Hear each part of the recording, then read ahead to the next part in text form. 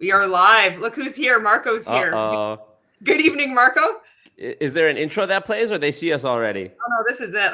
It's This like is bare it. bones here. Let's go. What's up, everyone? Thank you so much for being here, Marco. And Thank you. And you can post your like Patreon link to like start raising money to, get a video editor and all that. I completely endorse that. I don't monetize my content. I want to support you. So I highly encourage anyone watching this, if you want to donate to Marco, please do. I'm at the top of his pyramid. It's a great fucking investment. She is. You are at the top of my pyramid. I got in at pre-launch. But no, I appreciate that. But this is your thing. Everybody give Julie money. I don't monetize. I have my reasons, so I'm sending them to you if anybody wants to. So. Oh, okay. So well, I hope you don't think I'm an immoral person because I do monetize mine. No, not at all. Okay. It's just different reasons, and I support everybody who does, and that's why I want to like kind of throw my weight behind people who do. So that's what that's about. So this is going to be like introducing Marco to Ray Higdon, but like the light version, and it's a YouTube video. It's only like 15 minutes. It'll take us at least 3 hours to get through it.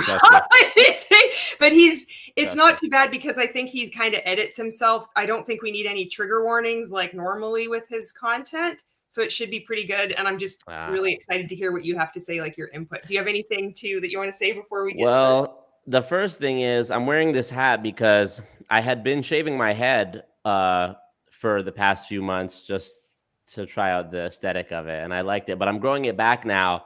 And, I'm at that awkward hair growth length where I just decided to wear a hat. But I thought maybe you could recommend me some Monet products to help me get my to get the hair length back. Well, absolutely. I think we should get the black 2-in-1 shampoo and conditioner because it has a lot of rosemary and it has like scalp tingling. Okay. It will. There's very minty though. So if you have a sensitivity to mint, you're going to want to avoid that. Do you have a sensitivity to mint? I kind of like it. Then this you're going to really love. The first, you want to like do 2 shampoos with that. The first shampoo going to not really lather. Okay. Second shampoo will bubble up like crazy. And that's when you know that it's really removing all those dead skin cells. It's going to be stimulating your cells and they're going to grow. Your hair is going to grow. Right. And then I also recommend the Intense Repair treatment spray. So, how much are both those? It's only $2 million per bottle. And your soul. Oh, I'm gonna have to reorganize, move some money around, and figure it out the way I'm set up right now. Maybe you can earn some with this stream. So yes, anybody, I'm endorsing. Go to donate to Marco's Patreon. No. Okay, I'll stop saying it. But transfer Julie. No, I don't do it. Send Julie an envelope of cash. Marco, I'm Gen X and I get really stubborn over these things. And it's like about supporting other creators. Shakedown is here. Charlene is here. Jennifer Ryla is here. Heather Austin is here. Thank you, Marco. All right. Are you ready to dive into this? So you're like that person at a restaurant who you're like, no, let me pay. And you won't take no for an answer. Oh my gosh. Yeah, it's so bad.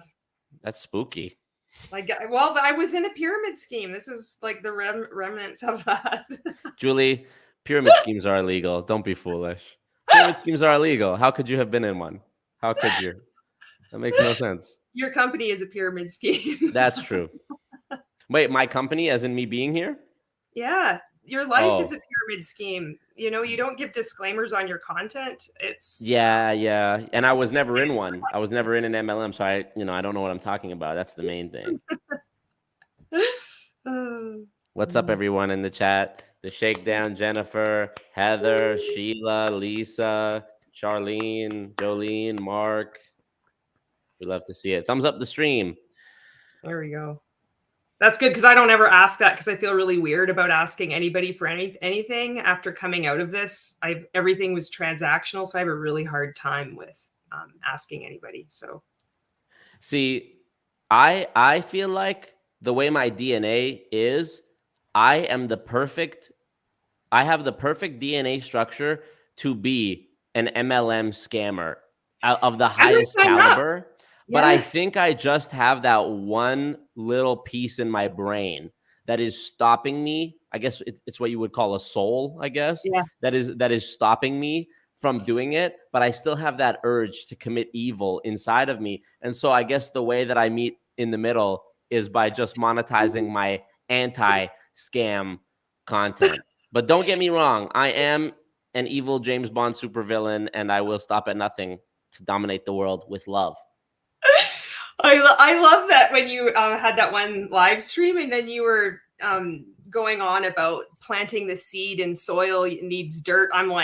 I was like a Manchurian candidate. Like my inner Hunbot awoke and I was like, I'm ready.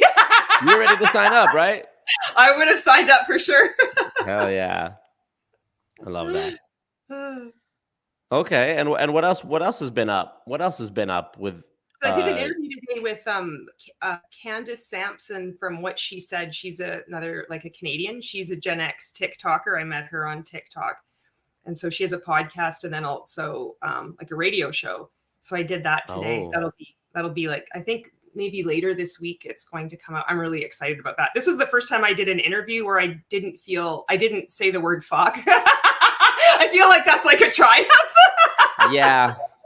I wonder, I'm speaking at this conference in a couple of weeks, and I wonder, should I say fuck or should I not say fuck? Because there's going to be very professional people there. But I mean, professional people say fuck.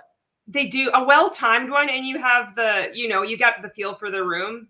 You can slide it in there just like a Hun slides into your DMs. If you slide it in like an effective fuck, it'll be fine. But read the room. Well, I'm probably going to be the youngest person there. So I think maybe I can skate by on that excuse, but you're pretty well spoken though. And you speak. So I don't know. Well, I am 17 years old now. So that is, I'm not 15 anymore. Yeah.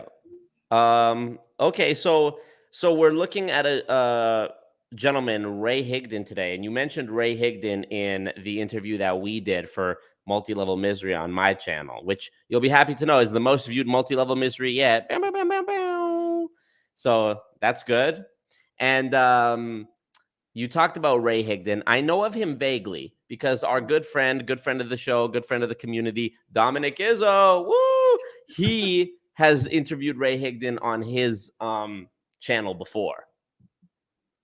So I'm vaguely aware, but I haven't consumed much of his content. Yeah, I was floored that Ray like stooped that low. Like you used to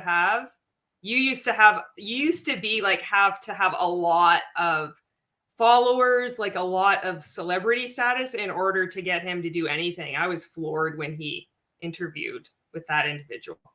Well, I don't think Dominic takes no for an answer. That's true. To be honest. So yeah. So Ray was trained by Eric Worre, like amongst like other people, but he's kind of flown under the radar. He has a group on Facebook. I was part of that group for 5 years, and it's called Rank Makers.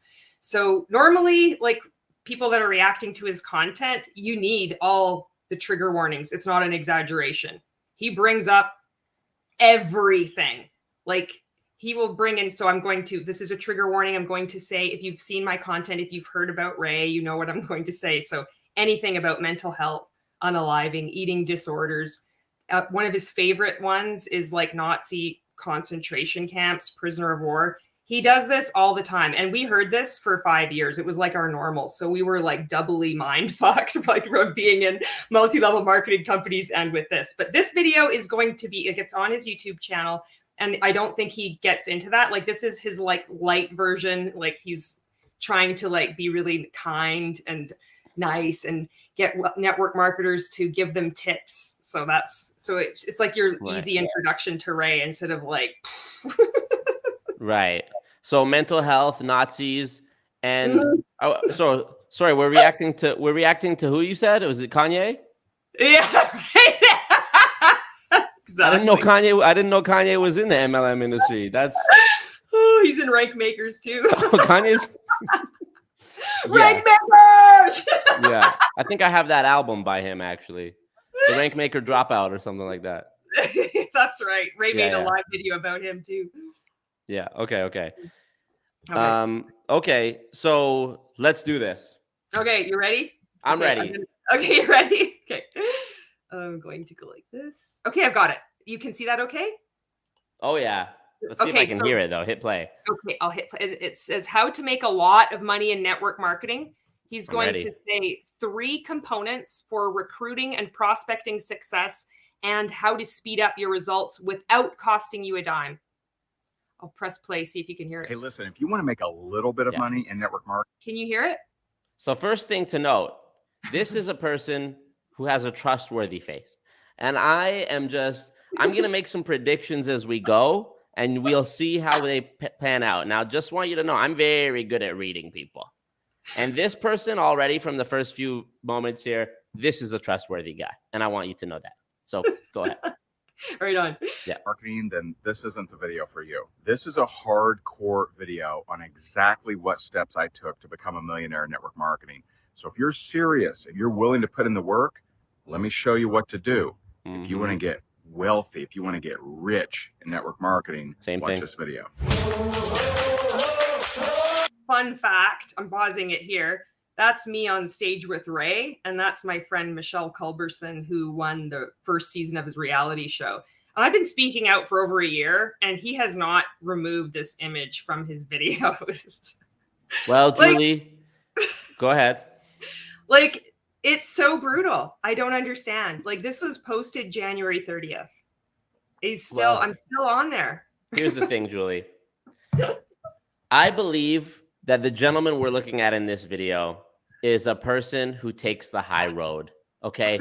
He gives people the benefit of the doubt.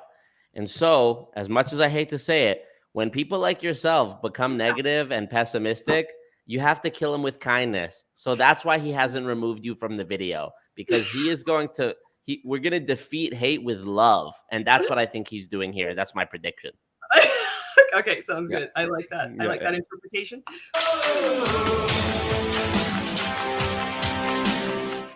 So first, I'm going to share with you the exact steps I took to become a millionaire in network marketing and which steps will work right now. Next, I'm going to share the 3 components of recruiting success and prospecting success in network marketing. And lastly, I'm going to share how to speed up all of your results without costing you a dime. So a lot of people ask me, what did you do to become a millionaire in network marketing? What do you think? Like, what is your first guess at this, what he's going to say? Well, first of all, he's wearing powder blue, and there is a sign behind him that says family. So this is sort of further evidence that this is a good person we're looking at. And so I just wanted people to note that my prediction so far is spot on. I just want to take a little bit of credit for that. I mean, what do I think he did to become a millionaire in network marketing? I'm going to go ahead and guess it has something to do with mindset. I think your prediction is going to be accurate. And that's a good question. And I will share that and break that down. But I think the better question is, what would I do if I was starting over right now? So I'm going to share what I did, but I'm going to share with you the tweaks of what I would be doing here in 2022 that, because there's been some changes, right? So the shirt's too big. What's that? So his shirt is too big. So my picture of him is slipping a little bit now, okay? Because something tells me maybe this isn't even actually his shirt. It's giving it away. It's if like you can see how far the cuffs go up to his like palm. If his hands were straight out, it would be like going down to his knuckle. So it's making me think that this powder blue shirt might actually just be a disguise, but I don't know. We'll see. Lost everything in the real estate market crash. I decided to join a network marketing company, and I was going to make it work. I didn't know exactly how, but I was going to figure it out. And so the 3 things that I did, there were 3 things I did every single day. Number 1, I'd read a book called Go for No. And Go for No, it sounds like a terrible title, right? But you want yeses, not nos. But Go for No is actually really powerful for anyone in performance-based careers or sales, as it teaches you how to get over your resistance to rejection and your reaction to rejection, because both of those things can greatly limit how well you do. And so I read this book and I'm like, this makes sense to me. And I set a no goal. I'm like, you know what? How many no? If I got X number of no's a day, what would make success inevitable? And I came up with the number 20. So when I first got serious about network marketing, I was going for 20 no's a day. And here on this channel, we break down, where I found people and what constitutes a no, et cetera. So I won't go too deep into that. So when he said that go for no, he read was from Eric Worre. Like Eric Worre wrote that book. And then Ray also wrote a book because they copy, like that's what they do. Somebody writes a book and then another one copies and they also write a book. And then they all build themselves as authors. If you Google them, they're like author. Right. So he's talking about getting no's here. And I'm actually working on the follow-up to that book. It's called Got Your Nose. So I'm excited for that. And so also when he talks about go for no, in order to get a no, because when I was in his group and I was getting coaching, I would prospect people at my peak, 200 cold messages a day. And you wouldn't get no's, you wouldn't get any response from people. So in order to get a response from someone, you have to like keep badgering them or following up. So when he says he's getting 20 no's a day, this is supposed to impress like everybody, like, wow, how did you even get a no? That's why it's like in network marketing, we're like, wow, how did you do that? Because we have a lot to cover in this video, but I went for 20 no's a day. The second thing I did was I hated prospecting. I didn't like it. I did it because I needed to make money, but I didn't like it. And so I wanted to create a way for people to reach out to me. And so I figured, you know what, if I start doing at least one video a day, eventually these things are going to work out and people will start coming to me.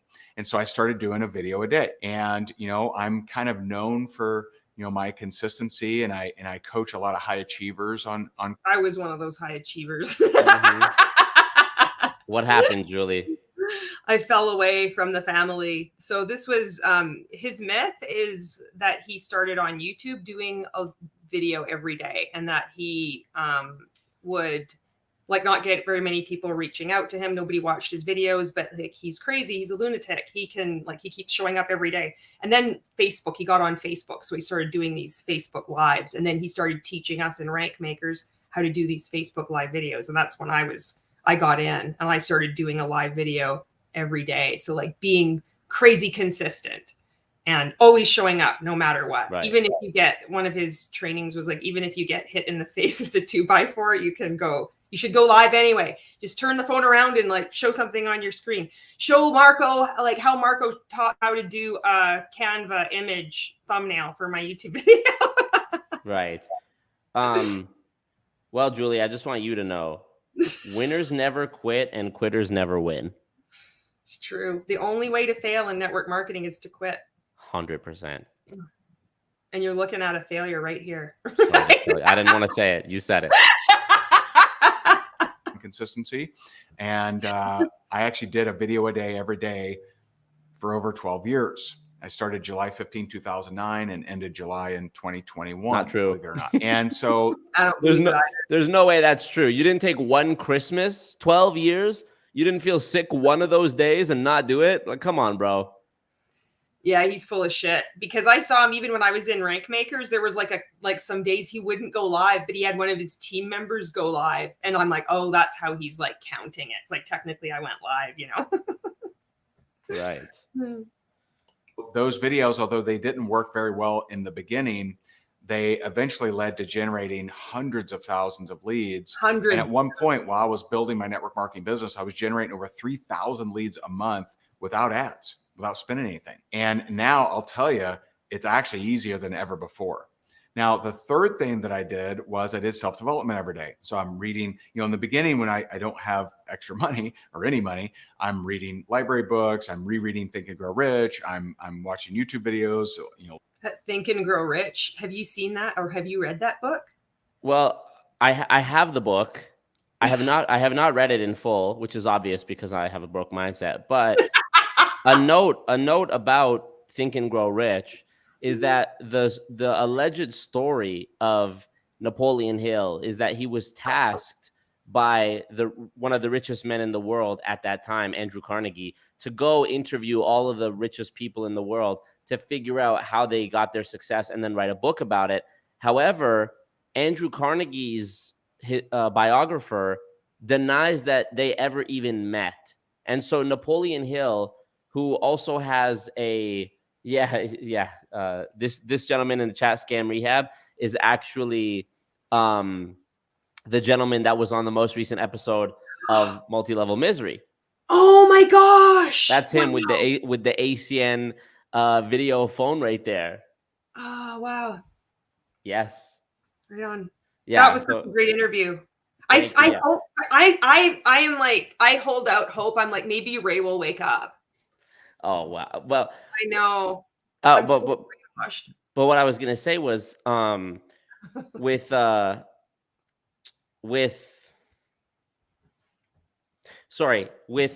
Napoleon Hill, he has a history of scams, frauds, crimes well before he wrote Think and Grow Rich. And even the supposed background of Think and Grow Rich is an unconfirmed fraud. Essentially, it's a lie. And no one can verify that he ever even met Napoleon Hill. But yeah, sorry, I got distracted there because I saw Jimmy in the chat. But That's shout awesome. shout out to Jimmy. Distraction is good. Like that's what I like alive. Like you can fuck around, right? Yeah, totally. It's fun that way. But Ray took part of that Napoleon Hill book and he wrote this book called Vibrational Money Immersion. And he just like copied and pasted like vast passages of Napoleon Hill. And then he added like, okay, this is for network marketing. So what I want you to do is imagine like a food that you haven't eaten in a long time. And then just like think about this every night. And then when you see it throughout the week, like, let me know, like text me or like send me an email or whatever. Right. And all these people would do it. And I remember I bought the book and I remember reading it. And it was like early days when I was still like deep in. And even at the time, I thought it was horrible. I could never recommend it. Even when people like other rank makers were asking me, I'm like, I didn't say anything about it. It was so bad. And so it has to be that bad to pierce through my cult identity. Right. Yes. And, another thing is too, people have copy pasted different elements. I mean, there's great videos on YouTube about this topic, about like how the self-help industry is essentially a recycle reuse program of all of the same teachings. It's all just finding another new clever metaphor to say the same shit over and over again. It is absolute. Like the other night on my stream, we were reacting to an Eric Worre training, and I went into an impromptu, off the top of my head, mindset training of my own that I was just making it up. But it's like, once you hear enough of it, you could spout your own version of it. Like, and these people are making such ridiculous money from it. That's why it's like, I have that little piece inside of me that's like, I could really be the greatest scammer in human history if I was to like, if I had no soul. But I mean, so many people have been grifters using the same law of attraction, mindset, self-improvement. In one of my videos, I said, self-improvement is the real product here. And self-improvement is a thing that you can never have enough of. It's the perfect thing to sell someone on because there's always room to grow. There's always room to improve. You can always become better. Thus, you can always buy a training, a course, a book, you name it, right? Coaching. They use these words: coaching, training, seminar. It's all just a version of the same thing. Bob Proctor is he finally, after 5,000 years of being alive, died last year. He was so fucking old. I don't even know how he lived that long. But he would carry around an old, tattered, like, he purposely wanted it to look like an old relic artifact, like a Bible, like an original Bible. But it was a copy of Think and Grow Rich. And it was part of his brand. It was part of his, I'm going to teach you the secret. And you look at his history, he promoted Vima, he promoted Isogenics, he promoted IM Academy, multi-level marketing companies, and he himself was a nobody. You look into his background, he was a janitor, he was a mechanic, and then, he was very clever because he started his career as a self-help guru before there was the internet, so you couldn't really do a background check on somebody and find the thing they did years ago. So if you could walk the walk and talk the talk eloquently enough, people would believe you. And this, I'm good riddance, you know, I know he's dead, so maybe people would think it's disrespectful to talk bad of someone when he was dead, but I was talking bad of him when he was alive. So fuck him. But he was doing you. That's right. Yeah, he was doing the same thing. And so whether it's Ray or Eric Worre, and, you know, all these guys looked up to Bob Proctor too. And they all just passed the torch of regurgitating the same message. So yeah. And it's weird, like unpacking this, like coming out of multi-level marketing and also being a part of something like this, because it's all mixed up and it gets into like every aspect of your life. So when you're just thinking of something, I would, you know, seeing 11:11, I know it's right. So stupid, but it has like, it's like fucking triggering. Like, oh my God, I was so stupid. I can't believe I believe that, you know? Well, when I first learned about repeating numbers, right? Angel numbers, I thought, like, I couldn't stop seeing them. It's like when you get a new car, all of a sudden you start noticing that car.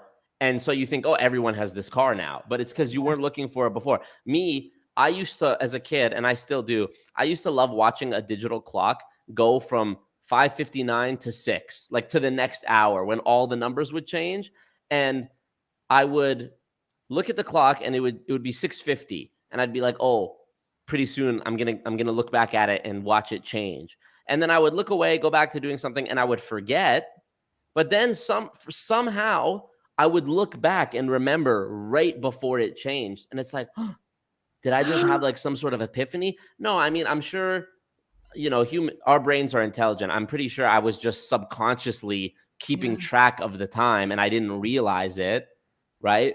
But, you know, it's not magic. It's just, you know, it's not magic. And ever since I learned about repeating numbers, I see them all the time now to the point that it's insignificant, you know?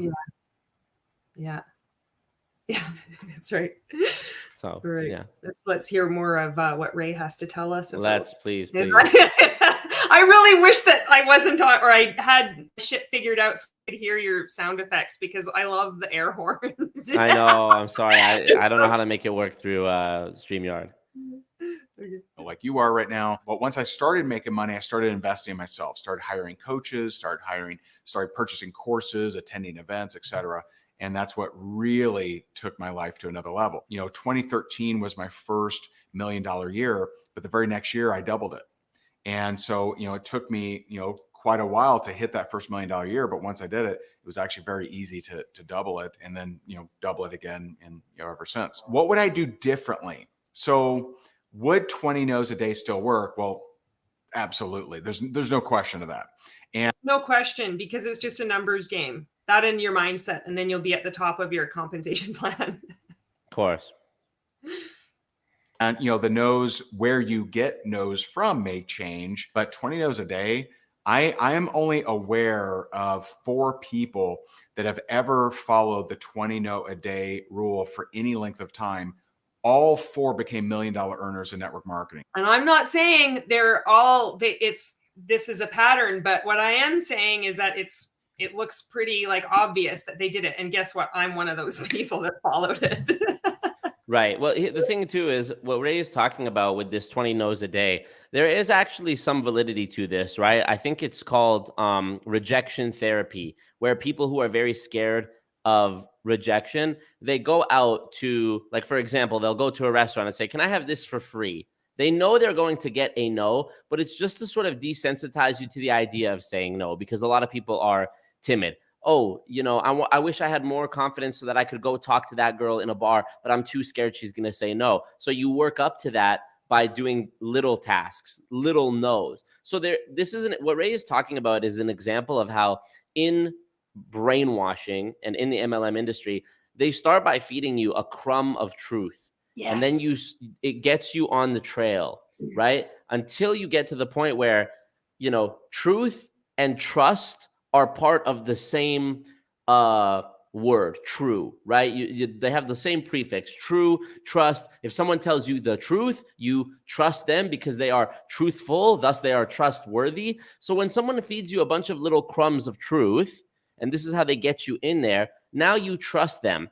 Now they don't need to feed you truth anymore because they already have trust. So now they can feed you the next crumb, but unfortunately the next crumb maybe has a poison pill inside of it, and then they feed you a bunch of those, and then before you know it, you've become so brainwashed that you don't even, you know, that's what, you know, drinking the Kool-Aid. You're just taking a little sip, take a little sip of Kool-Aid. You know, I like Kool-Aid, and then eventually it's too late. The Kool-Aid has the cyanide in it, and you know. Yeah, I like how you said that about the crumb of truth. It's like it is. There's always these truths. We pull from universal truths. There's some really good comments. Is it okay if I just read some of these? Oh, please. This is your show. You do what you want. Okay, well, it's your show too, Marco. It's here. And anybody would like to support Marco on his Patreon, please do that, because he's going to be dropping more multi-level misery episodes, which I appreciate that. I appreciate that. We don't got to plug my stuff though. We don't got to plug my stuff. You know what I do want to say real quick is to Mallory and any of the other ladies that are in this Instagram group chat that I have regarding this this conference that's coming up. Y'all left me hanging when I posted a message saying, hey, since we're all going to be in the same place, maybe we should like go to a restaurant or something. That'd be fun. Y'all left me hanging. And I publicly want y'all to know that I'm embarrassed and I'm hurt by that. So that's all I want to say. They've been called out. That's it. That's good. Yeah. If in network marketing, we're used to being called out on live video. Yes. That's all I'm trying to do. I'm holding them accountable, and I'm trying to remind them of their why. That's all. Yeah, that's right. Okay. So Scam Rehab, I just want to say thank you so much for being on here, and also your video. It was really that your interview was so moving. And thank you for doing that. And Jada says, I'm broke, but I'm happy. I'm poor, but I'm kind. Lyrics. Janet says, Julie, he's not asleep. He knows what he's doing. Scam Rehab says, the real version of Think and Grow Rich is called The Law of Success in 16 Lessons.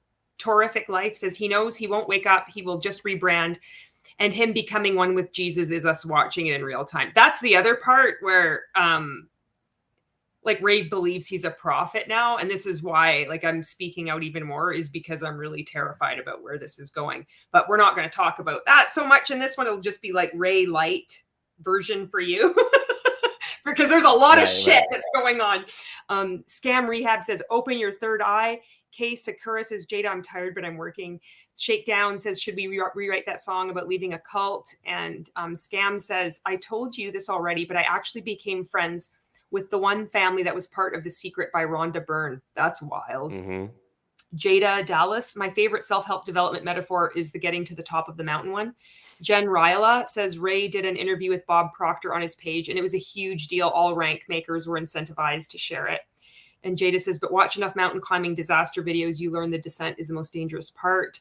Scam says, I so understand you, Julie, and the law of numbers. Lisa says, of course, he's going to advise to invest in coaching. That's about Ray, where he's telling these stories. You know, it's kind of, when you're just getting like this surface level version of Ray, it's just like, okay, yeah, it's just the same stuff. But when you're in, it's like, we hear this all the time of how he's invested millions of dollars in coaching because he cannot do it alone in courses. And so that's our cue. That's why we need to keep purchasing courses, because this man that we look up to, we respect, we admire, that he's doing all this work. Well, he's going to share his knowledge with us. So it's this really subtle thing that if you're not inside, you're like, well, how would you get sucked into that? But that's what happens, you know?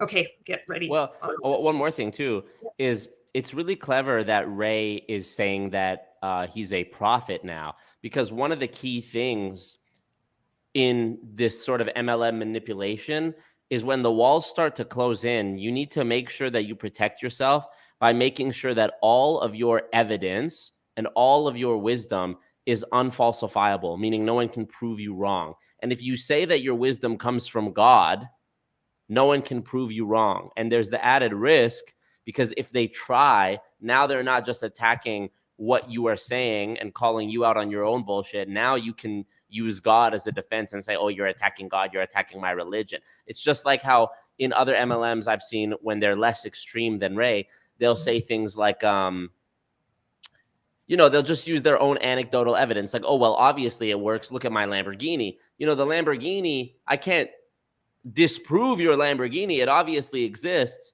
That's like an example of unfalsifiable evidence. It's like, well, he does have a Lamborghini. And it doesn't matter if I'm able to explain you know, the way that he got there was by, you know, acting in an immoral way, you know, it doesn't matter. So God is such a very clever thing to hide behind, because who would dare, you know, try to disprove God? Yeah. And I'm really concerned because he's started a new group and it's like weaponizing his followers. And I've had like these Christians come after me on TikTok.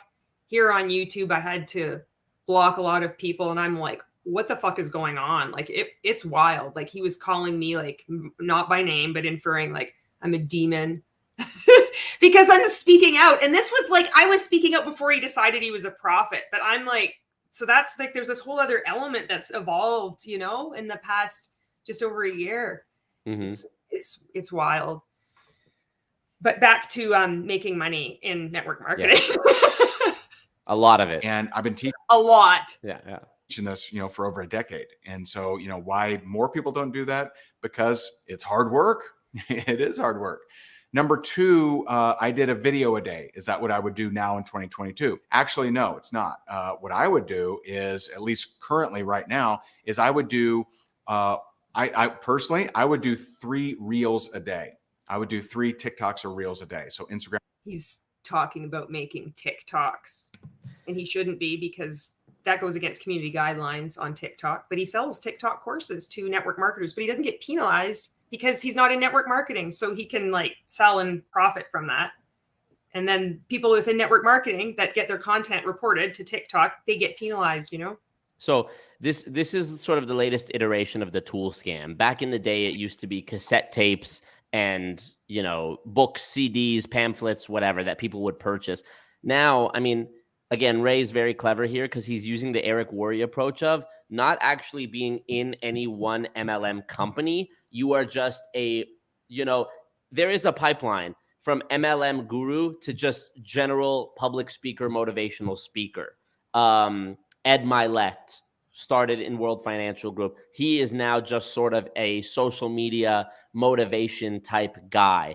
Eric Worre is the same thing. You know, what company is Eric with? I don't know. I don't think he is with a company. I think he's just Eric Worre, the mindset guy, the network marketing guy. And it's clever for multiple reasons. One, like you said, they don't bear any of the legal responsibility when people get in trouble for using the methods they taught. Two, if one of the company, if they were part of an MLM company and someone like me decided to do a video about it and that company got in trouble with the FTC, they're not at risk because they're not in any one company. So they don't have to align themselves. So they're just, you know, we're just selling, you know, we're just doing seminars. There's nothing wrong with doing a seminar. So it's pretty difficult to arrest them or get them in trouble that way. I want to talk about this 3 reels a day thing.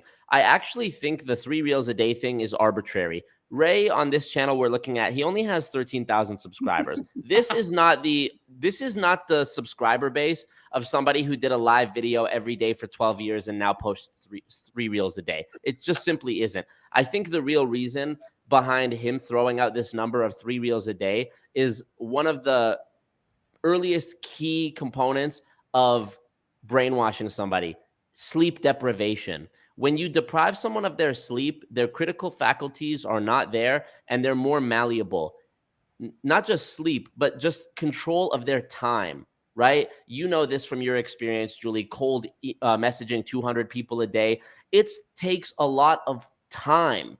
And in Steve Hassan's book, Combating Cult Mind Control, he talks about his experience being recruited into the Moonies. Some beautiful girls approached him when he was at his university, and they convinced him to come to this, you know, one night seminar thing. And it ended up being 3 days, and they kept them up for hours and hours listening to sermon of nonsense babble, sort of like Ray and Eric Worre do.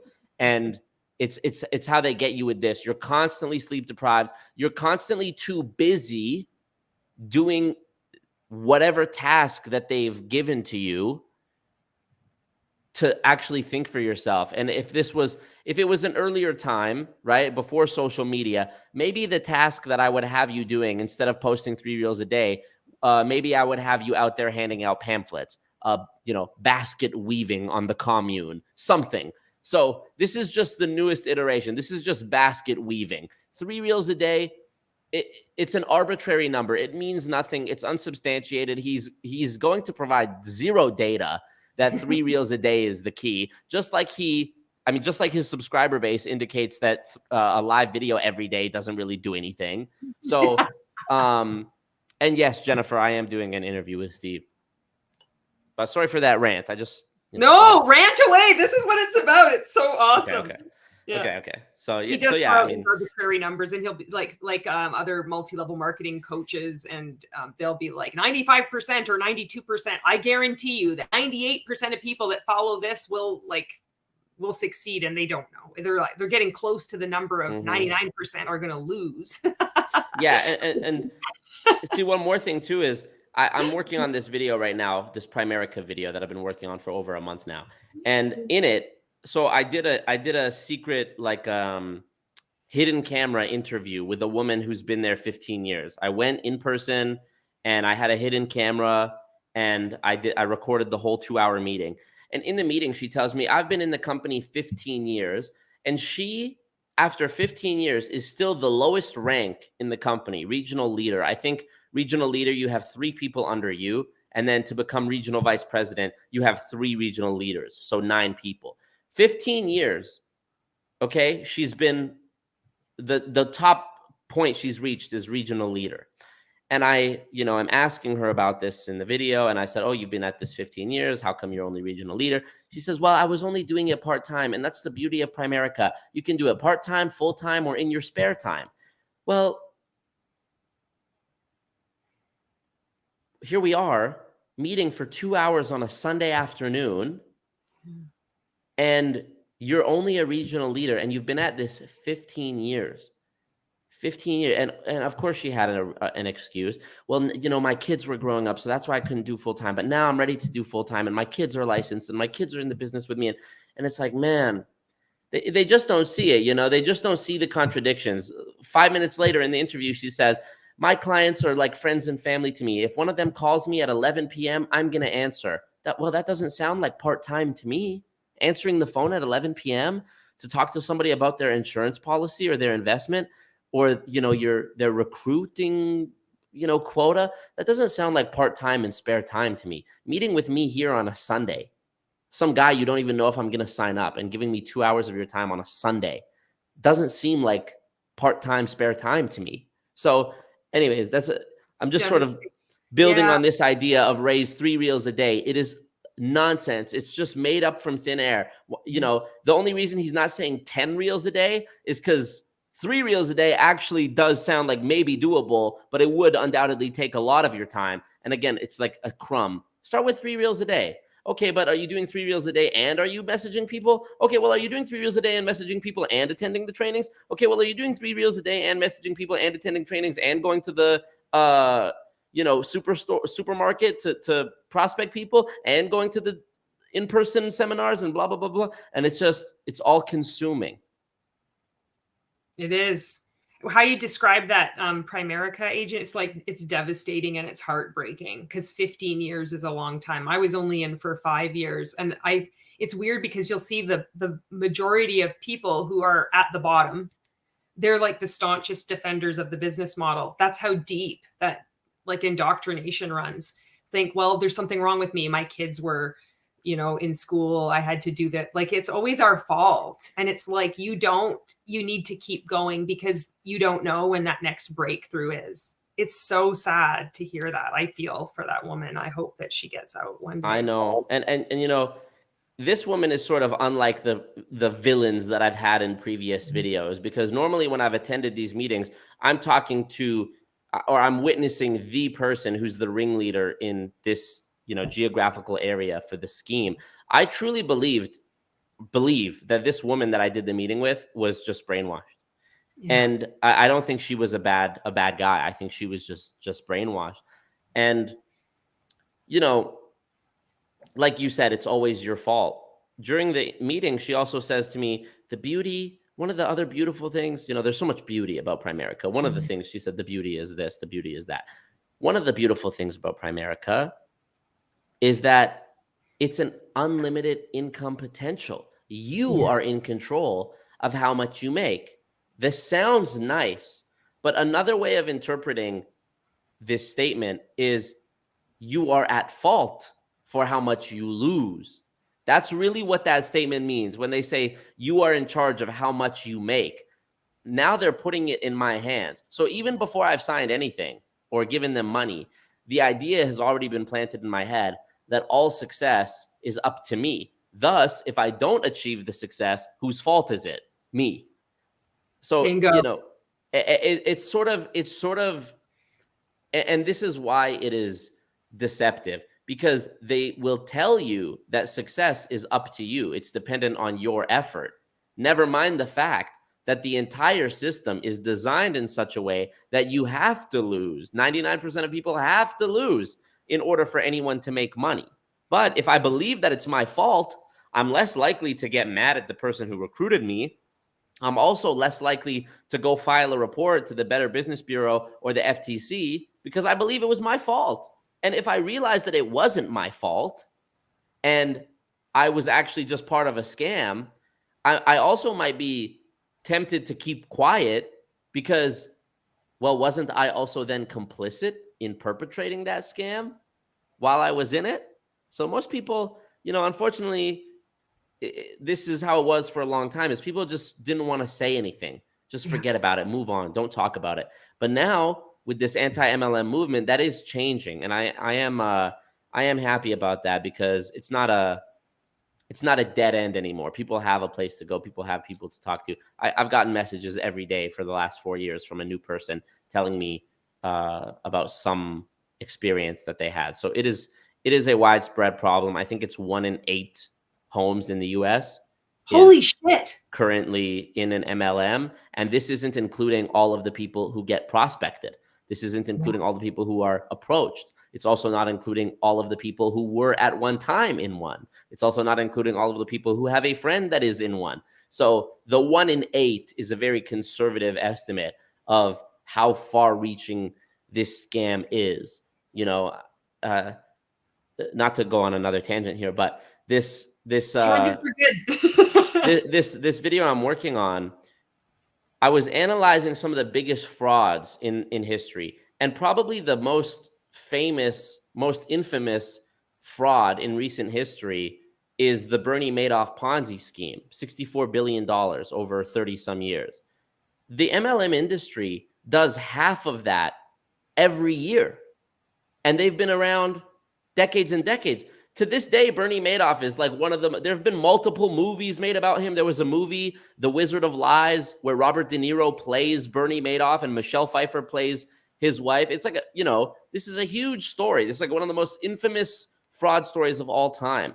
And yet, ever so quietly, MLM does half that amount of damage every single year with way more victims involved at such a larger scale. And also, the Bernie Madoff thing pales in comparison, because many of Bernie Madoff's clients, the way he was able to stay, keep it going for so long was because of some of his clients were some of the most, wealthy people in the world. That's how he was able to keep it going. For a Ponzi scheme, you constantly need new money coming in.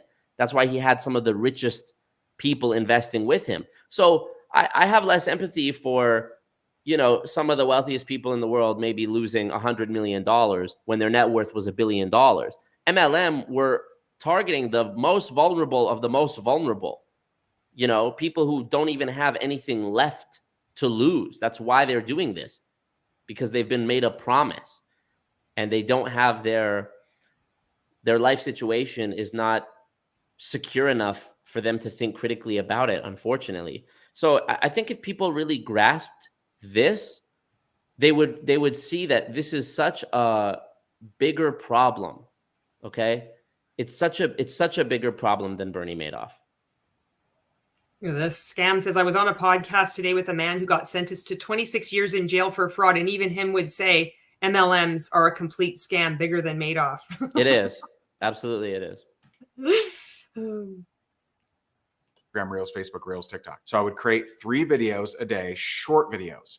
And that's the big difference. See, I was doing one longer video that was, 5 minutes, 8 minutes, 10 minutes. I would instead do 3 like 20-second, 10-second, 30-second videos. And I would do those every single day. Now you'll get so much more traction out of that than I got from my one video a day. And so that's, it's like you said, he's just pulling this out of his ass, and it's just like hypothetical. This is what I would do if I were to do it, but there's no proof. This is just, he's just talking and regurgitating what other people have said. There's no evidence that this would even do anything. It's just keeping you busy. This is what it's about. Exactly. It's basket weaving, it's rock collecting, it's just mindless work. It is. I did a lot of that mindless work. That's what I would do differently. And then of course with self-development, that would be the same. So just to recap, the 20 no's a day still absolutely would build you a humongous business today. I would, instead of one longer video a day, I would do 3 short videos a day, 10, 20, 30 seconds. And then I would also do self-development every single day. So I'd love to hear from you. What's something in your daily routine that you think I'm missing? Like, what's something that you do every day that you think is really important that I should consider? Or I think that you should read Combating Cult Mind Control instead of a personal development book. And also you should take time completely off social media every day. Do you have any tips for Ray, Marco? A different color shirt. I just don't think that's his color. I don't think that's his color. I don't think that's his color. I agree. I think he looks better with like dark bottoms and a light top, but not that color. Like I even think just black is a safe bet. Like if you just wore a black shirt, like that would complement his, his hair and the contrast between his hair and skin pretty good, I think. Yeah, that's true. Yeah. I should be including in this daily routine. One thing I didn't mention meditation, but that's something I would do differently. I would do, I didn't do meditation until just a couple years ago. Now he's full of shit, because I went onto his blog and he has it from like 2008. He has like kept a record of everything. He was meditating from like the time he started that blog. It's really weird because he went into Landmark Forum as well, and every time he's had like this new reinvention of himself, it's like Landmark Forum, I learned everything. I learned to bust through my ego. And then it's like, I met Joe Dispenza. And then I've met it's like, now I'm like Jesus, like I've had 3 people come up to me telling me that Jesus spoke to them, that I'm going to be like speaking on stages with world leaders, and just you wait, I'm going to pray over people and heal them. And like, then he fucking loses his shit and starts like raging, right? And then we'll like dial it back down. Yeah. Holy fuck, right? Something that I find so interesting about MLM gurus is like, I watched a little bit of Ray's interview with our friend Dominic. And in it, Ray was talking about how, I had this one company, I think it was something to do with real estate. I had this one company and it failed. And then I went into network marketing and I realized this is the thing. So sometimes people push back against me and they say, how is it that there are people who do become successful if 99% lose? There is a caveat to this. I do believe it is possible to get success in an MLM. I believe that the way you get success in an MLM is by being willing to deceive people at scale. That is how. So when all of these MLM gurus give me their rags to riches story about how they were here and that didn't work out, and then they found the thing, they're pitching it like, their company is the golden opportunity, the business opportunity that changed their life. I don't see it that way. The way I see it is that you're confirming my suspicion that you actually have no business acumen whatsoever, which is why your previous ventures failed. And thus you've opted to deceiving people at scale. Of course, everyone's the good guy in their own story. The way they would tell it is that this thing didn't work out, and then God told me to come do this, and now this is the thing that blessed my life, and now I just want to bless your life in the same way. It's the choice though. Like, when you had your interview with Scam Rehab, when he's like talking about being like conscious of making that choice, and then, deciding to, we get like getting caught and then like making amends how he can, and like healing and moving on from this. And it's just, I don't know. It's at the same time, it's chilling and also really like, there's like hope in that that there are people that are making that choice, and maybe they can stop making that choice, Totally. What up to Julie Joe and Aaron B's in the chat? What up, y'all?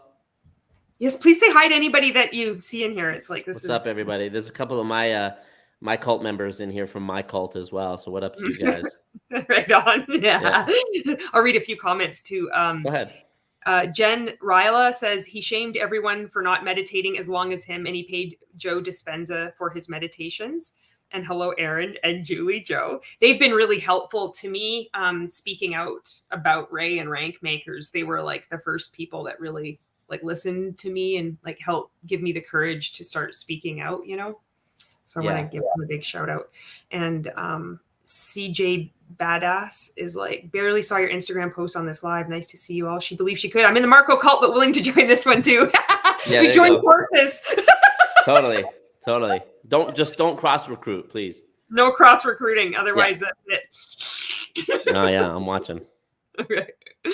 Now, I would absolutely suggest that. But what's one thing that you do every day that you would highly suggest be part of someone's daily routine? So what are the 3 components of success with prospecting and recruiting? Well, there's 4 P's of oh fuck, here Let we me go. guess. Poop, number 1. P. Penis. Okay. Potato. How did you know? It's like if you asked a 5-year-old to name 4 words that start with P. Okay, let me actually think. What are the 4 P's of recruiting? Let's work this out. Okay, here, let me guess. Can I guess one? Is one of them... I got this. The 4 P's of recruiting. Prospecting? That's got to be one. I don't think, I don't think it is, because it's like the 4 P's of prospecting and recruiting. First, he's going to give you 3 things of prospecting and recruiting, but then there's 4 components of this to really your mind. Okay. I don't think it is, but well, I don't want to like say it out loud. I don't want to give it away. Ooh, posture's a good one. That's probably a good one. Terrific, yeah, it is. But you know what? You don't know the definition of posture because he redefined that word. And that's also like a Manchurian candidate thing for us. Like we hear it and we're like, the belief in what you have, regardless of external acceptance or approval. Like that's what the definition that he's redefined that word. Right. Purpose. Purpose is a good one. Purpose is a good one. I don't know. Proof. Proof. Is that one? No, but Aaron's got one. Aaron's got the good one. Pipeline? Like as in like tap routing, like pipeline, like you get one person and you access their pipeline. Is that right? It's kind of of maybe like it's really vague and he misuses words. So I don't really know. Maybe you'll be able to explain it to me. Yeah. Okay. Also, Julie, it might be a good idea. I don't know if you can do this on StreamYard, but in between the clips where we're watching him, where it's just me and you riffing, I don't know if you're able to switch back to like a side-by-side view. Okay, yeah. When we're not watching the clip, I just think it's better for people to be able to see us close. So I have to say thank you. Like you might not know this, anybody that's watching this, but Marco taught me how to make a thumbnail image on Canva. So thanks to Marco for that. That's like he did that really quick. Thank you. All right. Let's all right. I'm doing this. Let go. Network marketing success, and we talk a lot about them here on this channel. So make sure you subscribe. Number 1, pipeline. Number 2, posture. Number 3, position. And number 4 is perspective. I'm going to talk about the first 3 right now. So pipeline is how many people you're reaching out to, how many people you're following up with, how many appointments are you setting. With some companies, maybe it's how many samples are you setting out, how many people are you getting on presentations. At the end of the day, how many people are you asking, are they open to your product, service, or opportunity? Now, so see, that's not tap rooting. That's just like being really busy prospecting and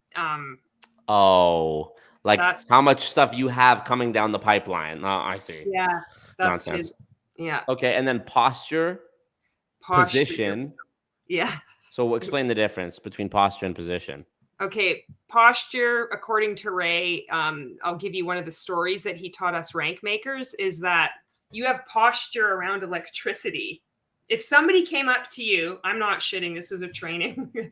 If somebody came up to you and said, Marco, electricity doesn't exist, you would say, you're out of your mind. What are you talking about? You have posture around electricity. Therefore, you need to have posture around your network marketing business. Posture is the belief in what you have, regardless of external acceptance or approval. Electricity exists. Now go out there and prospect. I don't get it. Oh, okay. man. And then what about position? I don't see, these 4 P's came out after I had left. Posture stayed around, but pipeline, perspective, position, that's all new. All right, let's see what he has to say. Let's see how he explains it. Coconuts is like peacocking. Yeah. Network marketing is not magical or mystical. It's just like any performance-based career. Also, you know, if a why does Ray Higdon always look like he just smelled a fart and he's like trying not to say anything? He always looks fucking disgusted. I've never seen this guy smile. He's always like this. He's always like this. He's always like, when I started in network marketing, like he always looks so fucking upset to be there. It's true. It always looks like he's like he ate something bad, but he's trying not to offend the person who like is cooking. He's like, yeah, you know, when I started network marketing, you know, what the fuck? Why are you so upset? I thought you were a million. I thought life was going sick. What are you talking about? It's mad. If someone gets their real estate license and they never tell anyone about it, they don't make any money. That's pretty clear. But sometimes when people join network marketing, they also don't tell anyone about it and they don't make money. And it's a mystery. So it shouldn't be a mystery. It's how many people you're reaching out to, following up with, setting appointments with, et cetera, getting on videos, sending samples to, seeing who's open. That's your pipeline. And that's, again, true whether you're in mortgages, whether you're in real estate, no matter what. Always got to bring up those mortgages or like real estate, always with real estate. Real estate's their favorite one to bring up because there's the most similarities between real estate and multi-level marketing, although the key differences make one a pyramid scheme and not the other, obviously. But they love to bring up real estate. Oh, it's the same. You recruit people. It's like how a broker at a brokerage has people that recruit for him. And I mean, it's all so easy to poke a hole in. I recommend, I'm not going to plug anything of my own. I know Julie keeps saying that. What I am going to plug, Marco, you just need to just capitulate, please. Please, if you're watching this and you would like to donate anything to Marco's Patreon, you're manipulating me. You're manipulating me. I want to promote Ponzi-nomics. I was talking to Robert Fitzpatrick earlier today, actually, before we got on this call. Robert called me, and I'm grateful to say he's become a friend of mine. Please read Ponzi-nomics. Read that book. It's on Audible. It's in physical form. Please listen to Ponzi-nomics or read it. It is a really good book. You know, when I got out, that was one of the 3 books I bought was Ponzi-nomics, Combating Cult Mind Control, and Freedom of Mind, like those last 2 by Stephen Hassan. But Ponzi-nomics, it was so hard for me to read. It was making me sick to my stomach, just how deep it was. And I was still like healing. And it's a lot for people that are leaving multi-level marketing to read that. It's almost overwhelming. You know, you're like, what the hell am I a part of, you know? I tout Ponzi-nomics the way Bob Proctor touts Think and Grow Rich. Yeah. That's good. This is, I just want to scam. I kind of want to comfort this guy, to be honest. It's a sad man. This is the charisma. People will wonder like, well, you know, really? But the dude has charisma. I didn't stay in that group for 5 years, like when he was just like a dick the whole time, even though like I'm looking back at some of the videos, I'm like, how did I not see it? But there's a lot of us stayed. You know, it's important to point this stuff out because it's really uncomfortable to admit and talk about. Nobody wants to. It's easy just to say like, you know, this guy's a fucking nutso, but I really respected him. I really looked up to him. Yeah. Also, guys, definitely do read Ponzi-nomics because Robert's coming out with another book later this month called Direct Selling. I believe it's called Direct Selling, a Modern Day Fable, if I'm not mistaken of the title. But we're gonna do another interview on my channel to talk about that book, and it's sort of an accompaniment to Ponzinomics. So this one addresses the singular argument that multi-level marketing and direct selling are one and the same, which could not be further from the truth. And actually, one of the things that I intend on asking the FTC about next month in person is, why do you allow the Direct Selling Association to identify as the Direct Selling Association when the vast, vast majority, I think it's 93% of companies within it, registered with it, are actually multi-level marketing companies and not direct selling companies? I hope they give you a straight answer. I doubt I'll get an answer. I know. But I it'll be think good. It's like paving the way to have more conversations, Yeah, and I think me putting them on the spot in a public forum is the more important thing, honestly, because when people demand action and there is none, then that's when people in cushy positions usually go, oh, okay, I gotta actually do some work now. Yeah. I'm just going to read this. So Scam Rehab, if you have a new channel, so that's cool. So if you want to go follow Scam Rehab, there you go. I do like, that's Jimmy from my most recent multi-level misery video. Really good interview. If you haven't seen it, so powerful. This is a question from Kay Sakura. Honest question. How do people see charisma in him? He's always given me the ick even before I fully knew he did. So for me, I was already within multi-level marketing. So I think if you're not in multi-level marketing, you can see through this. But I was in Mon 8. I was like, I love the products. I was like busy working my business. I was already in. So then I got a targeted ad from Ray, and he was offering this advice of like, this is how you prospect, see if they're open, give them an out so you're not being spammy. Like, it seemed to make sense to me.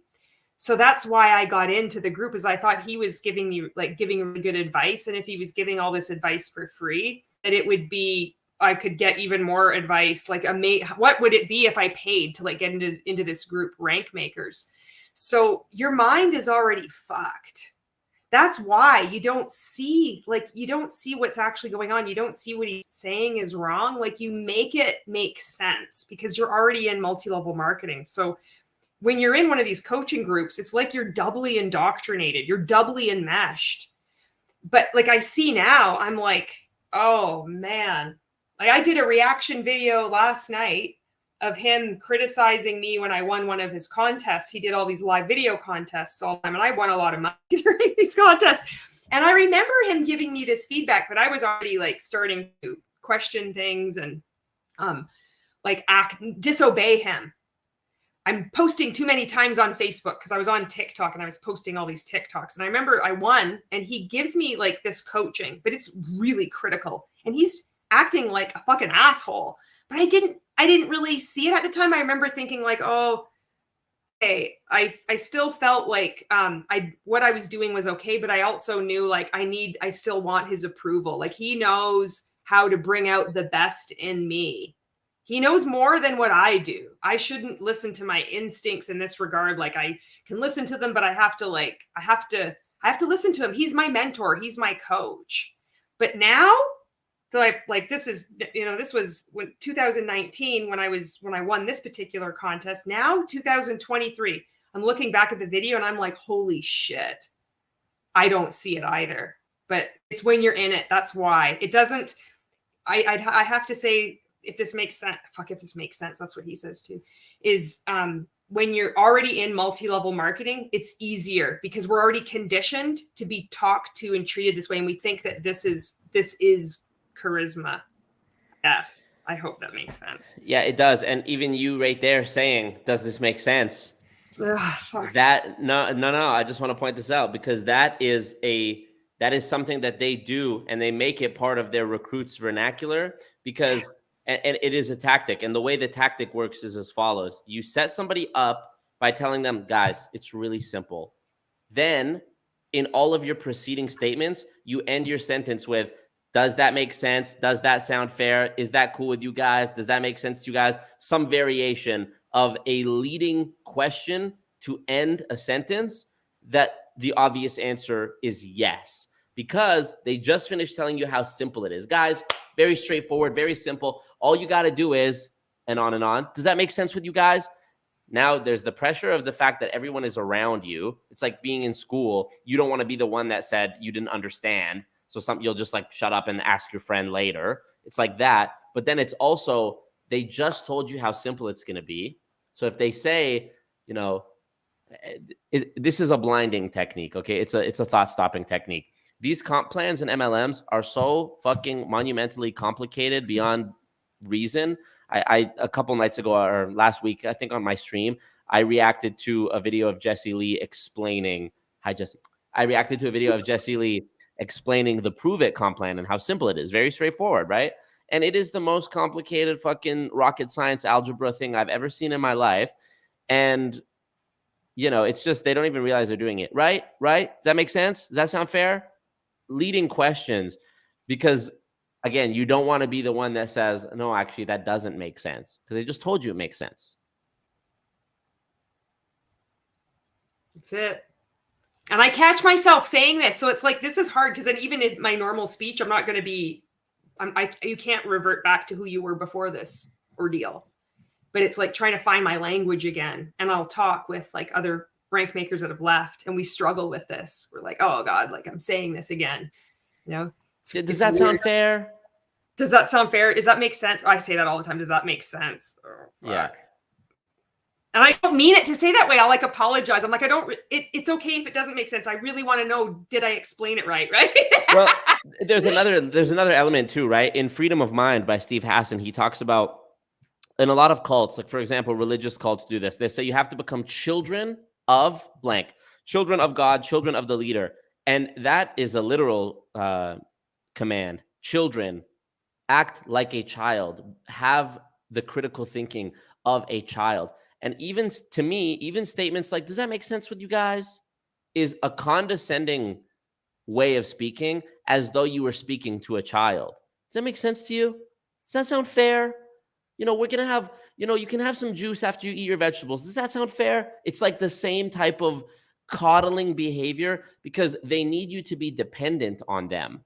Guys, did you do your daily check-ins? Guys, did you post in the group today? It's like sort of like a baby or a toddler would need this constant reinforcement from others. It takes a village to raise a child. That's sort of how they treat recruits in the company. And this way of speaking is the same thing. Guys, very simple. Does that make sense with you? And even the way that they praise you. You know, you're so awesome. It's going to be so great. Most people have not had that kind of kindness shown to them since they were a child who was just praised for existing.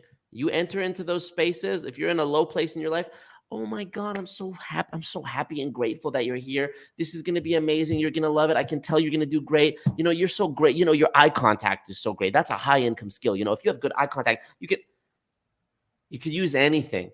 You know, I could really do this. You could. I'm like, I could really do this. An MLM coaching scam. I'm like, I could absolutely. Yeah, I could absolutely be the best multi-level marketing recruiter in the world. I watch videos of people like Bob Proctor, Alex Morton, you name it, and I watch those videos. Repeat after me. Believe, believe, believe, believe. And I watch those training videos. I watch Ray Higdon. I watch all these guys, and I go, I'm a better speaker than that. I could do this. Part of me wants to do it because I know I could be a millionaire tomorrow if I started, you know, scamming people. But you know, I have a soul, unfortunately. So that's the thing. The darkness will eat you from the inside out, like, because you have to hurt people. That's the thing. Yes. Yeah. Yes. You have to be willing to hurt people. Marco. You're too good. Yeah. But you know, you get what I'm saying. You get what I'm saying. You're really good at getting it for not being in it. That's why I appreciate how you make your content. Like you it's like bridging the gap of like explaining shit that's really hard for people similar to me that are struggling to try to like say, but you don't understand, this is what it's like. Like you're really good at doing that. And you need to have that. Like you need to have different voices that are like, that haven't been in to like make sense of this stuff, you know? That's one of the most weird conjectures that I get. You know, Dominic kept trying to pin me to the cross of I've never been in an MLM before.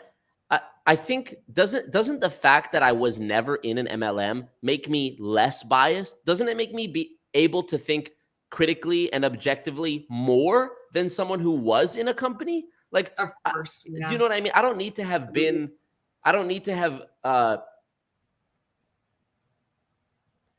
don't need to go jump off a cliff to know that that's not a good thing to do. And so when people, you know, I don't have these sort of, I don't have the trauma response that some people have when they hear these buzzwords and phrases. I just go, oh, I know what you're doing. And it helps make sense. Like it's like those, you know, it takes a community, it takes a village to raise someone. Like it really helps. Cause I was watching one of Mac Attack's videos, and he was reacting to Ray, and I had already left. I was speaking out, and I had never put together that what Ray called vulnerability was emotional manipulation. And it was because of watching his video. I learned that, and it was very valuable. Like, you need to have that information. It's not invalid because you haven't had that exact same experience. Like, when you're in a cult, everybody has to think alike. Everybody has to have the same experience. So it makes sense if there's somebody outside of that, it's like, well, that's invalid, that you don't have a right to even have an opinion because you're not in the cult. It's like, no, that's not true. That's not reality. Yeah, they try. And let me just clarify, both perspectives are important. No, you're not less or more knowledgeable because you were in one or you weren't in one. There's value to all of it. Anybody who realizes this through whatever channels it took, there's value to it. I'm not saying I'm more knowledgeable than anyone else or I get it more than anyone else. I'm just saying I shouldn't be invalidated because I wasn't in one, because I do understand how it works. And regarding this like excuse that they give, well, you were never in it, how can you judge it? They try to say, well, would you tell a surgeon who went to medical school for this and that how to do their job? It's very different. It's very different. Being a surgeon is actually something that there's a great iceberg of knowledge that you have to learn. And it's a life and death thing where there's standards and practices to it. It's life or death. You have to become certified and, you know, be monitored and pass exams and shadow and put in the hours and whatever. You don't need to do that type of rigorous training to be able to identify manipulation or double speak or nonsense. I don't need to have been in a MLM company and lost money to understand nonsense. Exactly. So yeah. Bingo. Yeah. All right. What kind of sales I gotta get this. you're in, that's the deal. So you need to embrace the idea of having a pipeline always if you're serious about being the best at network marketing. Number 2 is posture. Are you easily influenced by the opinions of others? If someone, trolls you on Facebook or TikTok, or someone hates on you and you let that knock you out of the game, then you're just not very postured. And here's the deal. What I mean specifically is posture is the belief in what you have, regardless of external acceptance or approval. So it's you knowing that your network marketing opportunity has the possibility to change your life. It absolutely does. And if you don't have that posture, then you need to study the success stories of your company, and you need to own that. And here's the reality. Everyone is postured around, certain things, but a lot of people are not postured around network marketing. So if someone came to you and says, hey man, I was on WikiLeaks last night and it turns out electricity is a scam. It's not real. I told you. The fucking electricity story. He has 2. It's a posture around electricity or the posture around your kid. And it's like the other story that he could have used, because I heard this for 5 years, right? Is that say you take your kid to the park and somebody comes up to you and says, your kid is ugly. You wouldn't be like, well, he looks really nice when I put a bow tie on him. This is how he would speak. Well, he would raise his voice like that. Well, if I do his hair, he looks nice. No, you would say, that's mean. You have posture around the appearance of your child. Therefore, you need to have posture around your network marketing business. In my research for this Primerica video that I'm working on, I found an old internal corporate video from Primerica called Consider the Source. They've since updated this video. But in the video, it says, consider the source. If you go on Google right now and search moon landing hoax, you will find countless results for how the moon landing is a hoax, even though we all know that's not true. A lot of people write nasty things about Primerica. The truth is, we have an amazing income opportunity, but some people don't apply it and it doesn't work for them. So instead of taking accountability, they write nasty posts on the internet. Also, in that same video, one of their CEOs, sorry, not CEO, one of their high up executive people, I forget his exact title, he says, the internet, he's a Southern guy. He goes, the internet is like the public bathroom stall. Anyone can write anything on it. And I thought that was really interesting that he said that, because in my ACN video, mind you, totally different company, Nathan giving his presentation says the exact same analogy. Hey, the internet, you Googled it. Oh, Google is like the bathroom stall. It's like a bathroom stall. Anyone can write anything. And so this sort of plays into what we were talking about earlier of how every MLM company is sucking at the teat of the exact same mindless, motivational mindset teaching. Oh, well, people say that, the internet, you can't believe the internet. That was worthy. That was fucking awesome. Sorry. Yeah. So, these consider the source things. Just, I actually want y'all to consider the source. Consider, have you ever seen any legitimate company ever have to defend themselves against fraudulent claims the way these companies do, that they would spend thousands of dollars on this professionally, well done video all about debunking a negative sentiment? Can you imagine, if you think of any job you've ever had, restaurant, whatever, there's bad reviews for it on the internet. Whether you worked at McDonald's, you worked at Apple, you worked at a car dealership, there are bad reviews. Have you ever gone onto the bad reviews of your job and started fucking fighting with people in the comments? No, it's just a job to most people. Most people's jobs are exactly that. It's a job. Why do you want to work here? To make a living. You're hiring. I need money. In MLMs, it is not that way. Tell me your why. What is it you need? What could I help you with? What in your life right now isn't the way you want to be? Have you interviewed your future? Have you looked at the people around you that have been doing what you're doing 10 years from now, 15 years from now, and thought, how is it going to be different for me? Well, maybe this is a good opportunity for you if you have asked yourself those questions. No legitimate fucking company does this. And the employees of a legitimate company do not go bickering on the internet and going to bat for their company the way that these people who are mostly losing money do. It is absolutely not business at all. Think of Dominic. Why the fuck is a guy who sells powder that you mix in to make juice? Why are you getting dressed up in a suit to talk to a guy young enough to be your son on the internet about how what you do isn't a scam? That is such, if you wake up one day and that's the point where you're at, you fucked up somewhere. It's true. Sorry. It's don't apologize. It's wild to see like how it's normalized when you're in multi-level marketing that you have to like bolster yourself against hate. It's like that's what you do.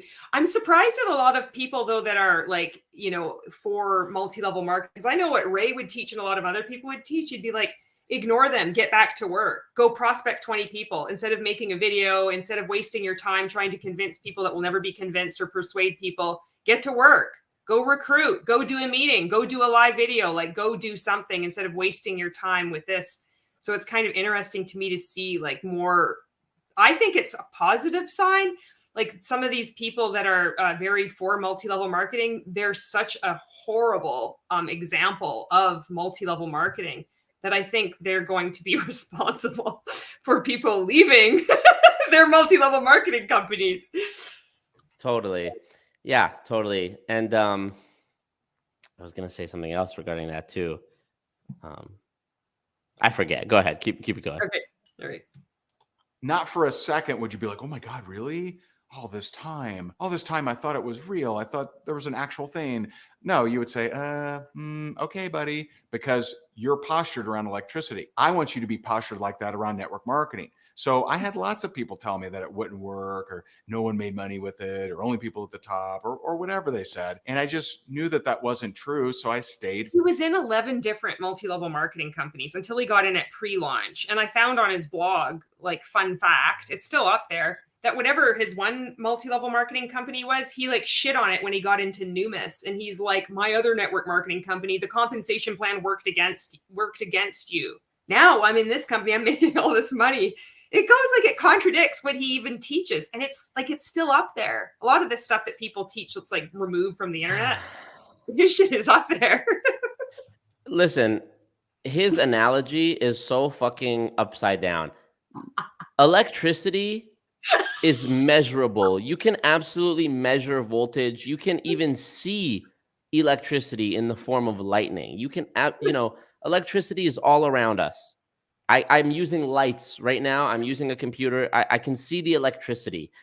Multi-level marketing also has proof around it, like the proof that 99% of people annually lose money. So it is not like, his idea of somebody who's just like a tinfoil hat wearing crackpot saying electricity is not real. It is not. The analogy doesn't even hold up. You can prove electricity, and you can prove that multi-level marketing is a scam. It's true. I really like Scam Rehab. Scam, if you ever want to collaborate or something, or do a live with me, like, just send me a message or whatever, because I would like to support you. Your story was so powerful. Truly. Fuck Ray. All right, back to Ray.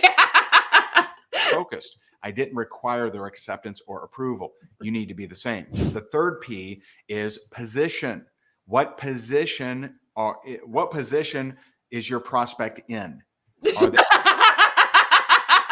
Oh, I would like for your soundboard to work. Yeah, I'll hit you with one of these. Okay. Okay.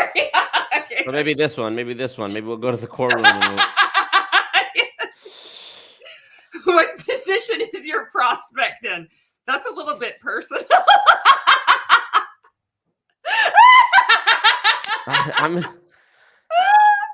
I know a position they're about to be in. Terrible. Oh, shit. Have they expressed that they're open to learning more? Then share more. Or are you trying to pitch and close them and you don't even know if they're open? See, that leads to frustration on your part and their part.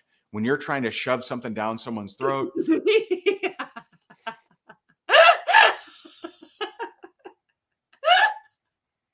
This shit is sad.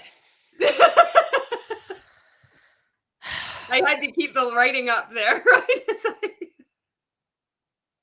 you can't make this shit up. You can't make this shit up. That's just not the way to be. And so I want you to really think about this like a business, because it is a business. If you bought a lumber yard, right? Just bear with me here. You buy a lumber yard. Would you go to all your friends and say, hey, get down here and buy some 2x4s? I helped you move in college. No, that would be very odd. That'd be very strange. Now, might you call your friends and say, hey, I bought this lumber yard. I don't know if you need any plywood or 2x4s, but I would love to service you. I'd love to help you out if you do.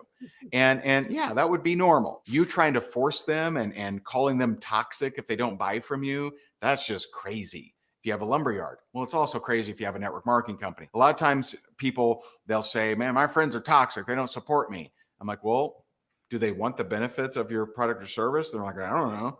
It's like, well, maybe you're toxic. Okay. And so don't be toxic. Find out their position. Are you open to learning more? Are you open to the benefits that my product or service offers? And if you are, let me share more with you. It's that simple. And so the final piece. He also says, though, like, people that aren't supporting you to, prove them wrong and like reduce your time spent with these people that are holding you back. So, it's just another contradiction that in his training. Well, and also, so he's basically doing the sell me this pen, right? The Jordan Belfort sell me this pen, where you can't sell someone if they're not in the market for it. Okay. However, this is a little language trick, okay? He's saying, don't be toxic. Don't start shoving it down people's throats if they're not in the market for the product you're selling. But the thing is, these people aren't selling a product at all. They're selling an opportunity. And why somebody and everybody should be in the market for an opportunity to make millions of dollars. So how do you rectify that in your mind? It's just another layer of fucking confusion. When he's asking you to consider people's position, he doesn't mean their position on whether or not they're in the market for said shampoo or whatever it is. He wants you to assess their life situation. Are they in a position vulnerable enough to need what you're selling, which is not the product, it is the opportunity? Bingo. Is how to get more results. And believe me, this method does not cost you a dime. It's awesome. It's free to do. And so this is, I want you to really alter your perspective. And so it's pipeline, posture, position, perspective. Perspective is, where do you spend the majority of your time in your mind? Do you spend it like most people, noticing your challenges and the things you don't like in your life, noticing all the things that are going wrong or all the things that upset you? Well, that's how most people have been programmed through the media, through politicians, even through Hollywood, is, we notice all the things that outrage us and make us mad. And so instead, I want you to spend more time focused on seeing yourself having the things you actually want in your life. And so that's the manifestation. And it's like, that's like the rest of your time. If you're creating 3 reels a day or prospecting people and creating content, it's about envisioning. He even said, like, remembering memories of the future you. It gets so fucked up. Also reprogramming your subconscious. He had this one course I bought. I loved it. I was telling everybody, you need to get into 100K Inner Circle because this course is amazing. And you'd listen to this audio clip of him, like this thing, like before you go to bed, because he's like, your brain is like a supercomputer and it's going to work all night. So you better plant these seeds that will, like, it will go out and it'll go into the universe. It'll like make shit happen. And I would like reprogram my brain. Reprogram. Did he smile once in this video yet? Like, what's wrong, Ray? And also, Jimmy put a great comment. He said, wouldn't you pick up $20 if you found it on the floor? This is another thing that I've heard in my first I Am Academy video. The young gentleman who I spoke to, Fidel, who thankfully he's become a good friend of mine now. He says, you don't have to recruit and build the business. They call it building the business. You don't have to recruit and hit ranks and build the business. You could just trade Forex. But put it this way. Let me put it to you this way. If we walked into a bank and we were going to rob the bank, terrible analogy because you're already talking about doing something illegal. But if we were going to go rob a bank together and we saw one bag of money on the floor, we would take it, right? Yeah. But if we saw another bag of money, are we just going to leave that bag there? Are we going to get that bag too? Well, I guess we're going to get that bag too. Right. So why don't you do both? Fucking nonsense. It is. And Ray's actually used something like that, about $20. He says, like, if you burn through your warm market, like you've gone from multi-level marketing company to multi-level marketing company, and they're the people in your life, your friends and family, you've already pitched them before, and you could find the best business opportunity and you're really starting to rock your business. And you say to them, I would give you $20. And they're like, no, I don't want $20. I don't trust you. Like, as if this is telling this story that people that aren't supporting you are so out there. Like there's something wrong with them. It doesn't matter if you've gone from MLM to MLM to MLM, but he's used that $20 in that kind of story. Yeah. I mean, one of the things I hate this element of it so much. Your business, your company, your business. One of the things that I want to demand of the FTC when I go talk to them is I want to say, obviously there's no way to enforce an MLM recruiter disclosing necessary information to their prospects. There's no way for us to make sure that they actually give them a sheet of paper that says 99% of people lose. There's no way to enforce it. It's too widespread an issue. But like, you can decree that these companies are not allowed to call their agreements with their distributors independent business owner agreements, or IBAs, independent business, I forget what they call it in Primerica, IBA. why are you letting people in this industry refer to themselves as independent business owners when they're a 1099 contractor? I used to deliver pizza when I was 19. One of my first jobs, I was like delivering pizza. I was a 1099 contractor. Never once did I go, I actually have my own food delivery business, and I have my own vehicle, and I use it for tax write-offs, and I'm employed by a Fortune 500 company. Sounds very fancy, doesn't it? What was I actually doing? Delivering pizza for Boston Pizza. Technically, all the other shit I said was true. Well, I'm an independent contractor for a large a large national corporation, and technically that's true, but it's all part of this misleading allure, posturing, as Ray said. But never once did I refer to myself as an independent business owner. I didn't own anything. I didn't own anything. Just like Nathan. I love bringing up Nathan because there's so many great things about Nathan. In my ACN video, Nathan goes, you guys, your ACN business, one of the amazing things about it, you guys, okay, does this make sense with you, is that it's willable and sellable. That means that you can pass it on to your kids. Isn't that amazing? This is an amazing opportunity. We have the best comp plan in the world. Well, funny, I put out my ACN video and ACN terminated Nathan immediately. I thought it was willable and sellable, Nathan. I thought you owned it. Now he works for some random insurance company back in Montreal or something. But, shit. Fuck him. Yeah. Language is so important because like the way the words are used, it gives legitimacy in people's mind that this is good, that we're untouchable. Language is really important. That's why they keep having all these euphemisms for multi-level marketing now. Direct selling, social sharing. You say affiliate marketing. That's the whole point, is because I made this analogy recently. I said, it's like the word Kleenex. Yeah. If I say, can I have a Kleenex? You're going to give me a what? Tissue. Right. Yeah. Which might not actually even be a Kleenex. It could be a Scotties. It could be a Huggies. Scotty softens the blow. Yeah.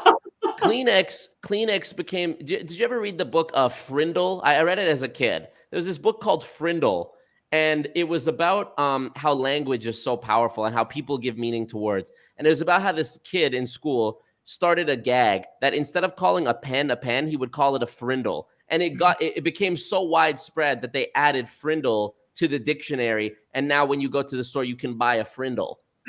And it's just about like, when words catch on and people influence it, they can mean anything. This is how slang works, I could think of more examples, but the point I'm trying to make here is they want you to think of multi-level marketing, network marketing, direct selling, social selling, affiliate marketing, peer-to-peer marketing. They want you to think of all these terms as interchangeable, even though they are all completely different things. They want it to become as synonymous as Kleenex is with tissue. Kleenex is not a thing. Kleenex is the brand name of the company that makes several other products, not just tissues.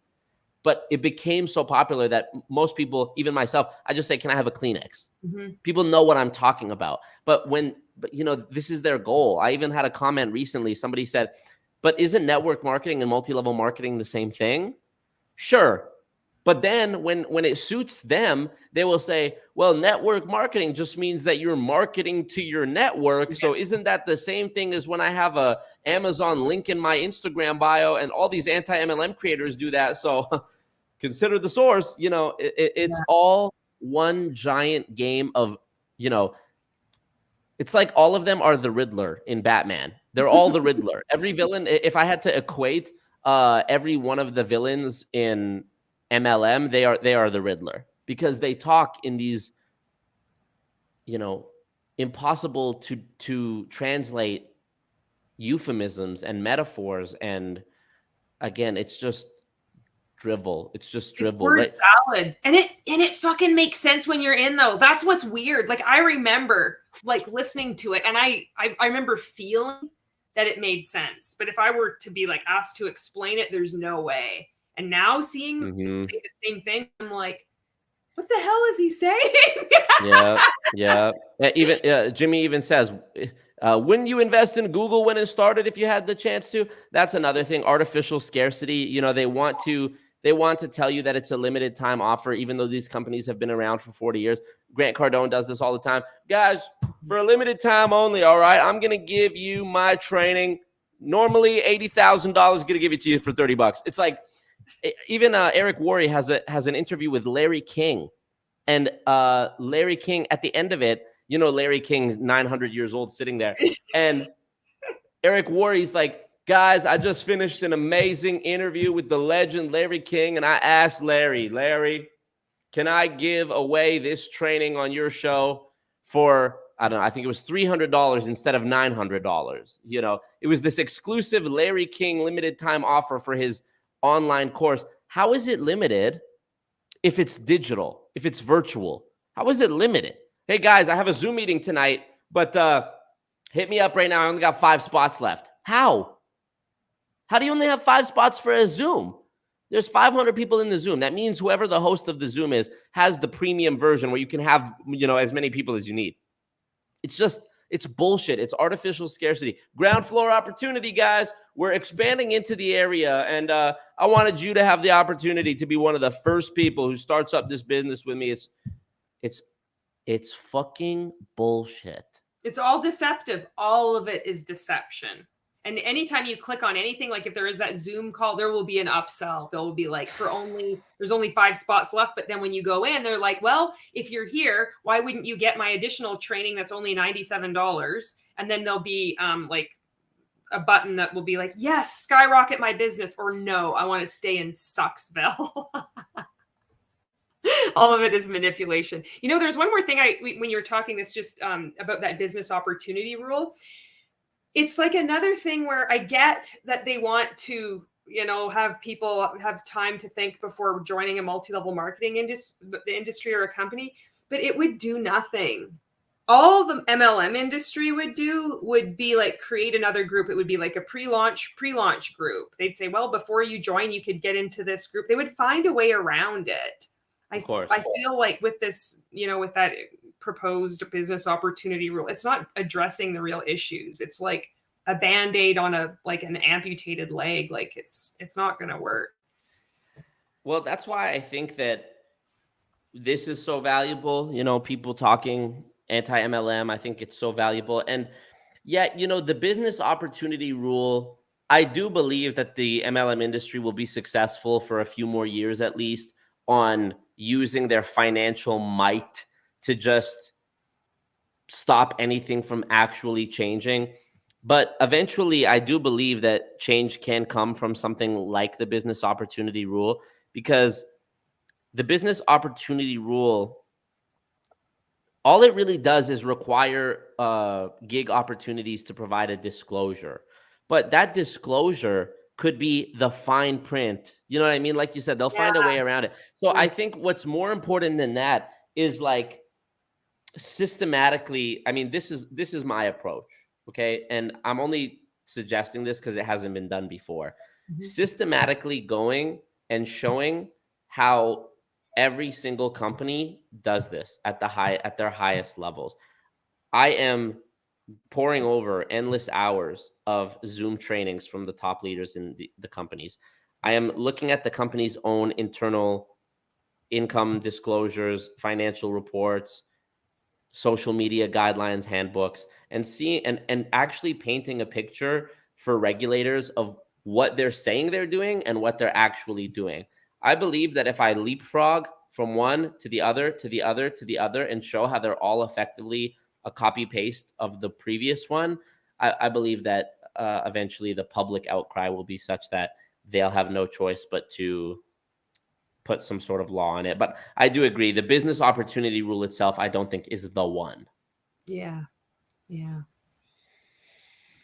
right. Well, actually just read a couple comments here for you. Terrific. Life says, the only time I made money in MLM was when I did home shows years ago. I made side hustle money, which was it was supposed to be. Then it became more and more about recruiting and social selling. Karina says, coming over from DC's stream. Oh, thank you very much. Scam Rehab says, the bro got the clips he needed with the late Larry. And Des says, you got to hit it harder if you're the last click. Hit it harder from Des. And Monica's saying gaslighting, and I'm terrific. Corrected herself and said, I meant shaming. All right. We only have 4 more minutes left of Ray. What does that look like with network marketing? Well, network marketing can create true freedom. You can create passive income where you're making more money than you spend. And I remember when it really hit me, and it's interesting that it took me so long, but I was the #1 income earner of a network marketing company. And this was after losing it all in real estate. So I was still a little money shy. I was a little gun shy to spend money. And, my wife and we got married in 2011. Wait, and his I wanted to wife? spoil her because I thought he was gay. I'm not even joking. I'm not even being facetious. I thought he was gay. He's gonna be big time mad that you said that. I'm not even being facetious. I'm not even just like saying that as a dig at all. I'm not saying that. I just thought he was. Oh shit. Damn. Oh my god.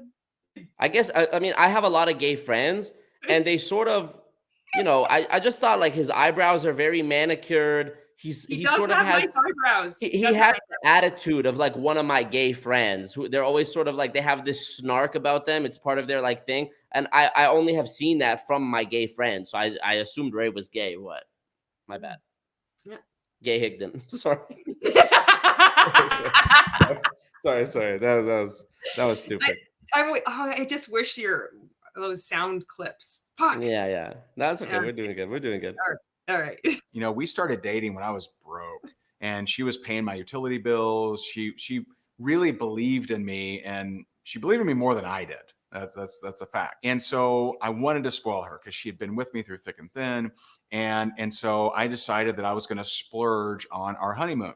And so our honeymoon, we went to Fiji. And so we spent like 12 days there. It was incredible. We went to Namale, which is the resort owned by Tony Robbins. We went to Liku Liku Lagoon. So it's no homophobic thing going on here now. Dude, yeah, shut the fuck up.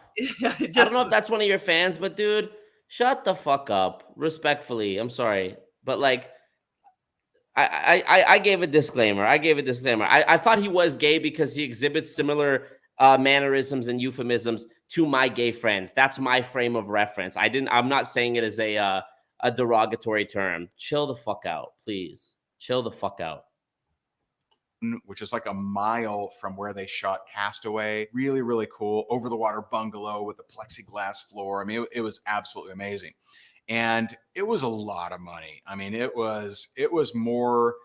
I've absolutely bought quite a few cars for less than what that cost. And I was nervous. And leading up to the honeymoon, I was working my face off to try to make more money so that I wouldn't be so stressed, during our honeymoon, because I didn't want to be stressed during the honeymoon. We come back and I go to the post office. I get my checks from my network marketing company, and those checks were more than we spent on the honeymoon. And I'm like, this is incredible. This is crazy. Like, who the heck wouldn't want to travel the world and make more money than they spend while traveling? But go ahead. Oh yeah. So he was like doing live videos every day on his honeymoon too, according to his lore. So he was working. Oh my God. He wasn't on vacation. He was, and he talks about this. He has it in his blog, and he like brags about this. Like, I was so committed. I'm a lunatic. Like, I did this even on my honeymoon. Every day I made a live, So do you know what company he's talking about when he says he was the top earner? Do you know which company he was? What is it? Numis, I believe. And I think then they changed into like World Ventures or something. Oh, okay. Yeah, I know World Ventures. Yeah. Okay. Yeah. And so the reason I bring that up to you is network marketing create absolute freedom for you. It really can. If you stay focused, if you hold your intention, if you move forward. And so if that's true, then start seeing the life you would have if you had freedom, and start spending time. And so I do a nighttime routine where every night before I go to bed, before that subconscious kicks in, which is what is at work when you're sleeping, that subconscious, which is the co-creator of your reality. And trust me on this one, I've done all kinds of amazing manifestations using this kind of thing. And so before you go to bed, spend time every night see in yourself having the life that you actually want. And so see what it is that you really want, and not just money, but what would you do with the money? Would you travel more? Would you vacation more? Would you have a yacht? Would you, rent Lambos or buy Lambos? Like what is it that you would love to experience if you just had more money and more success in network marketing? This takes up so much of our time. Like when we're in rank makers and in multi-level marketing, it's like, we spent hours writing out in journals, like the vision of who we want to become and how it would feel and what you would wear. And like the minutia of this vision of what you would do in a day, like in the morning. What are you going to do as you wake up? Like we would spend hours on this. And it's wild to see this where he's like, this is how to speed up your results without costing you a dime. And this does nothing. It's just part of the bite model. This is making you so busy with, like, the beginning of this was do 3 reels. And then this takes up a huge chunk of time, but you can't, like, there's no proof that it works. It doesn't work. And when you explain this to people, you're like, you don't think that it's actually taking you so much time, because you're like, well, I'm prospecting, I'm doing a video that took me 20 minutes, but the preparation for doing those reels or those videos takes a long time. Oh, yeah. And then you're doing this stuff before you go to bed. Totally. I mean, think about this too. No company, if you were doing a meeting with the CEO or the boss to get hired, nobody would ever, even if they did have this kind of like wealth, right? They would never throw that in your face and brag, because even if they weren't lying to you about it, they are kind of being a cock by doing that, So, but in MLM, that's sort of what the whole pitch is based on, in my opinion. It's all anecdotal. Like they have to paint a grandiose picture of what you should expect, because that's what's going to keep you going for months and maybe years on end while you're not making anything. Yes. Straight up. And it's like, and dialing in how much you believe, because if you haven't achieved it yet, then you just have to work, you have to tweak your mindset. So that means you just have to write more affirmations down. That's part of another reason why I stayed in for so many years. Right. Yeah. Right. Totally. Those also, things sorry. Before you go to bed. No, sorry. Continue. Play it. Okay. Right. And the 2 questions you should ask is, number 1, how would it feel? So create the feelings of having the thing that which you want. And number 2, how would I know it's true? So actually see yourself having conversations with people giving you compliments, people saying, wow, nice car, man. Or holy cow, you've really blown it up. Congratulations. See your upline congratulating you on social media. See yourself on stage thanking, the company and thanking the different members of your team. Heck, see your own team on the stage thanking you. The more powerfully you articulate and create these images in your mind, especially before bed, the more and quickly you're going to see your life change. So congrats on making it to the end of the video. I hope you got the end of Ray. So that's, there he is. We made it through. Only took us 2 hours to make it through a 15-minute video. That's pretty good for me. That's pretty good for my what's it called, speed run. For me, that's a speed run. Yeah, that was like light version of Ray too. So it's really important to have other people outside of multi-level marketing comment on Ray. It's not enough just to have people that are within multi-level marketing comment on him, but it's like people that are outside that aren't impressed. It's really powerful for us rank makers that are exiting. And I want to thank you for that, because it's thank you. I realized during this, Ray Higdon rhymes with hate women. Yeah. Wow. I mean, yeah, it's really crazy. He didn't smile one time. No. And it's forced. I don't, it's so weird. Just in that 15-minute clip, watching him now, it's what I see from having been in his group for 5 years and getting coaching in that is that it's he's really holding himself back instead of full on Ray mode. And it's weird. He didn't smile. I don't think he's happy. I don't think he's been happy. I just hope he wakes up. I just want him to stop scamming people, Totally. Yeah. All right. Hell yeah. Hell yeah. This has been fun. I appreciate you having me, Julie. Thanks, Marco. All right. Hell yeah. Oh, is that it? That's it. We're done. We're done. We're out of here. I'm playing my clapping sound effects that nobody can hear because they're only in my headphones. Yeah, there you go. There you go.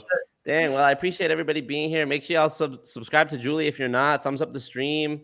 And yeah, I you're doing such a great job posting with TikTok, Instagram. Like, you really are one of the most active voices in this thing. So I'm happy to help out in any way I can. And any of the anti-MLM community, bro, if there's anything I can do to help you, I am down to help. I don't care how many followers or subscribers you have. Let's, we're all stronger together. There is so much good we can do. We don't have to agree about everything, but I look at everybody in this community as a friend. And I think it's important to be able to disagree about things respectfully, but still be unified on one thing. I think that's how we're gonna win this, because the enemy is organized. Okay, the enemy is organized. The enemy does not sleep. The enemy is unified. We need to be unified. I heard a rumor recently that there is infighting among the anti-MLM community, and I mostly just stick to my own little bubble and work on what I'm working on. So I'm completely unaware of any of this. But if that's true, stop it. If that's true, stop y'all. It's so weird that you said like about the enemy, because Ray now, like as a prophet, he has this group and he's like, the enemy is united, right? He's like, we are infighting, like us, like rats. I'm like, fuck. It's like these universal truths, right? And then like, you can see, because you can find both sides or both types of people or whatever saying the exact same things. It's so weird. Yeah. And ultimately, I want to see people heal and get out and not waste their money. And it's so hard when you leave to find a way to speak out, because there's a lot of people, they can't afford therapy. Some people think like I did when I left. I thought I had healed. I'm like, I figured it out. I don't need to. I figured it out, but I didn't figure it out. It was like 4 months after that I'm like, I need therapy. Holy shit, I can't even handle it. No, really. So then how you create, if you choose to speak out, or if you choose to speak out and then not speak out, it's so different. And there's coming from like various high control groups. It's a fucking shit show. I can't believe there's so many people out there just speaking out as it is right now. It's really fucking incredible. And there's been so many creators that have helped me like speak out and just reach out. Like one of them, Jenny Wild on Instagram, she reached out to me early on and said, like, if you ever need to scream into the void, help, I'm here. And it meant so much to me because I'd lost everything. I had no friends. It felt like it was such a huge loss, so. Yeah. And if I can express a fear that I have here and be vulnerable, not oversharing, but if I can be vulnerable with everybody here for a second, I do have fear regarding my place in this anti-MLM community, because one of the reasons that I took 2022 off from making this content was I had this overwhelming feeling that there was a subset of my audience at the time. Before I took the break, I had like 17,000 followers on Instagram. I was about to hit 60,000 subscribers, and I sort of shunned it all. And I was like, just unfollow me if you're here for MLM content, unsubscribe from me. And I worked, throughout 2022 to try to get rid of that, because I saw evidence that there was a subset of my following that I felt was significant, who didn't actually really care about what I was doing or what I was trying to do to help people. They only actually liked my videos because they got some weird, they got to live out some like fantasy of canceling somebody. Because in every one of my videos, there was a Hartage or a Nathan or an Alex Morton or somebody who they could like project their fear at or their anger at. And people would send me screenshots being like, haha, look what I just messaged this guy who you had in your video. I told him to go, you know, hurt himself or do. And I'm like, to me, that was so toxic. And I'm like, bro, I don't want to be contributing to this. I felt complicit. And I was like, I always tell people, because it still happens sometimes. I would tell people, bro, don't fucking, like, you really think you're helping me by doing that? By going and telling somebody who's like brainwashed that they need to go fuck themselves? Like, bro, you're just going to make that person put up even more of a shield and go seek refuge in that community that's love bombing them. You're not helping me at all. And I was just so sick of it. Also, I mean, there was another thing that happened at the same time. I had a legal situation that was very stressful, but I guess my perspective has changed a bit on it since then. I realized that there's always going to be people like that. There's always going to be people who make a problem. There's always going to be people who just say that they're offended by something. There's always going to be people who misunderstand what I'm trying to do and you know, use the content for the wrong reasons. But I need to just keep moving forward on it. And also, I have focused mostly on companies that target men, like finance, you know, things related to finance, things that sort of have this like Wolf of Wall Street appearance to them, because, you know, 74% of the MLM industry is women. And I know that as a man, me making videos about a company where I'm highlighting the sort of malpractice of women in MLMs, the easiest defense is that I'm just a misogynist who hates women. And like, it's just the easiest thing to throw back at me. You know, I'm an oppressor. I'm toxic. I'm this, I'm that. So I've stayed away from it. But I think if the community is all like together and unified and we're all on the same page, I don't have to fear that as much, you know? Yeah. And it's like weird because I know for me anyway, it's really important to have men speak out. Like it doesn't matter what they're addressing, because I'm called that too. I'm like, I hate women. I'm like shaming women. You're called that if you just leave the multi-level marketing industry. And I was following your content, and I remember when you stopped, and I'm like, I don't fucking care. I'm still going to follow you because I really liked I just liked you. I was like, no, I'm going to keep following it. I'm so glad that you came back to making content, but it wasn't enough for me. I'm like, no, I'm still following him. Yeah, thank you. No, I really do appreciate that. And I think a lot of people, go ahead.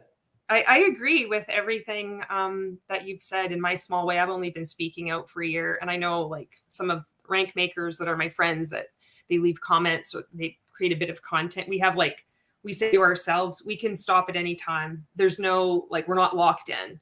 We can do whatever we want. We can speak out or we can take a break off. It's really important to have that, I don't know, that mental safe space instead of being like, now this is my new role. This is my identity. This is what I have to do. I have to have a schedule. Like everybody's different.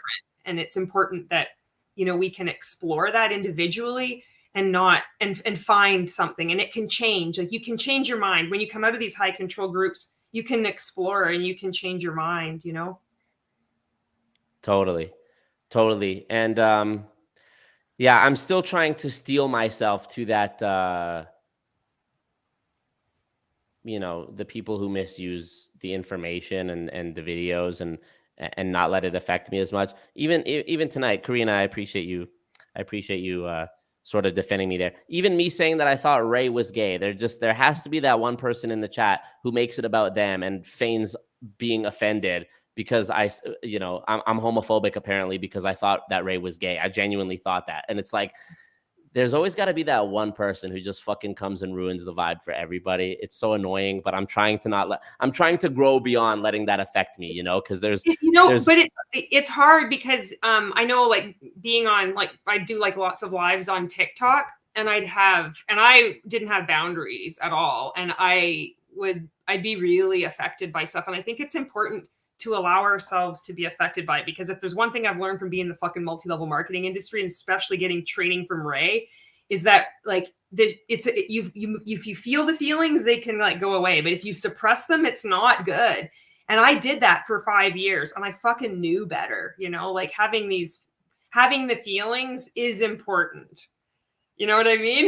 And then if they fucking go, it's like not as bad. It just sucks because I can tell when people are bullshitting, and it's like I've always been a fan of this saying: you're entitled to your opinion if you can back it up. I don't like when people say, well, I feel this way, or I like that, or I don't like that, but they can't tell me why. So you're just a zombie then? Why do you think that? Why do you like this? Why do you not like that? You know, and so it is hard because I'm so deeply rooted in this approach of like rational, logical thinking, because I need to keep that sharp in order to see through the fog of all these MLM word salads and manipulations and misuses of words. So when somebody just comes in on some nonsense, it's really hard. But yeah, again, it is hard. I find it hard. I'm trying. Like, yeah, I find it like with various content too. And I know like ex rank makers were like, holy fuck, like it's too much. Like there's just too much. I can't even, there's like, I just can't watch content or I can't listen to a podcast. Like I need a break. Like I don't know what I want to do. I don't know where I want to go. I need to like take in information because I want to learn and I want to heal and I want to help people. But at the same time, like I got to fucking live my life, you know, and I don't, and it's too much information. Sometimes it can just be like really confusing, you know? Totally. But so that's why I'm making 5-hour long videos, because that totally makes sense. Well, I don't want to have a Dominic Izzo PTSD flashback because I have to go pee now, and I hope you'll allow me. I hope you'll allow me. Thank you so much for this, and go pee, and we'll Thank you sometime next time or whatever the fuck happens. Thank you so much for everything you do. Hell yeah, thank you. Are you gonna stay live or no? Done? I'm gonna just end. Peace out, y'all. Bye. Thanks for being on. Bye.